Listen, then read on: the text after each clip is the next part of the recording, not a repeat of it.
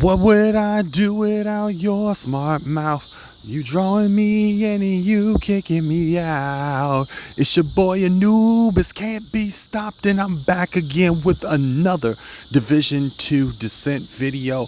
And this is actually a happy one. The devs have listened, and I do believe that we are starting to see the trickle in of Plague of the Outcast and Bullet Hell in other forms other than Wrath, which is the most sought after run for all Descent players. Everyone wants to play Wrath because Bullet Hell and Plague of the Outcast matched with other talents can give you such a long run time.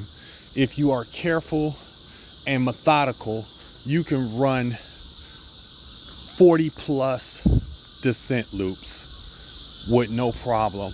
But I will warn you, 40 plus Descent loops is very, very time consuming. There is no way around it. After you beat the Nemesis, you will eventually get to the point where it's absolutely amazing. Like, it becomes so much easier. You can re-roll talents. You can open up extra talents to add on to your character to make them even more powerful than you could possibly imagine. I would love this to be a mechanic that we could stack talents like this in PvE in the base division game, but I would like it so therefore it's only PvE exclusive, because let's face it, talents like these in PvP would be very destructive. But if there was a second PvP mode or a different dark zone that allowed you to build these talents upon NPCs you kill, hunters would have a chance to drop exotic talents and things like that. That might be a different type of PvE, PvP that they could look into. But so far, this has been absolutely excellent because I was able to run with a pistol talent called, was it Liberty or Death? I think it was Liberty or Death. It comes on the Liberty pistol. Hitting body shots builds up a stack of 2% weapon damage, stacking all the way up to 40 times. So 40% extra, so 80% extra weapon damage on top of any weapon damage that you got.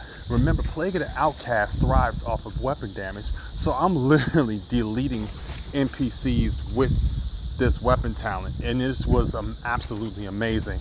I wasn't expecting it to run as well as it did. And I mean, I wouldn't mind running Plague of the Outcast with something like Breathe Free or anything like that. So I'm getting movement speed plus that. So if they are starting to trickle in these talents, they are going to have a very good game mode. And I was super lucky at the drop out of the reconstructed cache that I got.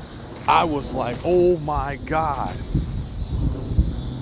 The reconstructed caches have S tier gear that you can get a blueprint for and just craft it at your own leisure. And being that it has S tier, like Headhunter, Focus, what's the other one? Headhunter, Focus, Glass Cannon, Perfect Glass Cannon, I should say, which is the Sacrifice. What else? The Matador. What's the Badger's Tusk chest piece? Perfect Unbreakable. Things like that. It being able to craft those can really impact your game in such a way that it's worth doing level 40 runs, you know. Now, beating the nemesis takes tactics, takes patience sometimes, because sometimes you have to be very, very patient with fighting the nemesis, because he won't jump out of cover. He won't just stand still. He will move around. He will throw skills at you. You have to pick the right skills, so therefore he doesn't wipe you, because you have to remember, whatever skill you have, he's going to try to mimic. And if he can't mimic it, he's going to pick his own skill. That you don't want. You want to control that fight. Controlling that fight looks like a blinder firefly and any type of sticky bomb at this point. Or have any type of firefly and a sticky bomb at this point. And that can be a very good thing to have with you. So if you are out here looking for things in open world that you don't have, dark zone exclusives that you can't get, and things of that nature, what you want to do is you do want to play Descent, but you have to play Descent only on the days where Plague of the Outcast and Bullet Hell are available to you. If you can't get Plague of the Outcast and you can get Bullet Hell, that would be a awesome thing to do too, because you don't have to reload your weapon and you could do as much damage to the NPCs as possible. I would pair that with Allegro, Critical, Surgical, and any other weapon damage talents that you can, okay? Like, if you do this, you will have an amazing Descent run.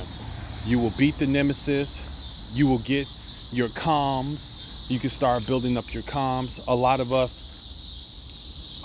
in the community have all the comms. I do not. This was absolutely an amazing run. I had a blast doing this run. It's your boy Anubis Can't Be Stopped. I couldn't believe the drop that I got, and I'm gonna show you right now the drop that I got, and you're gonna be like, oh hell no. And that's exactly how I was. I was like, let's go, because as soon as I saw it, I was like, let's go. Fox's Prayer knee pads. Yes, that's what I got. It's your boy Anubis Can't Be Stopped. Like and subscribe, and I'll see you in the next one. Stay frosty out there, agents.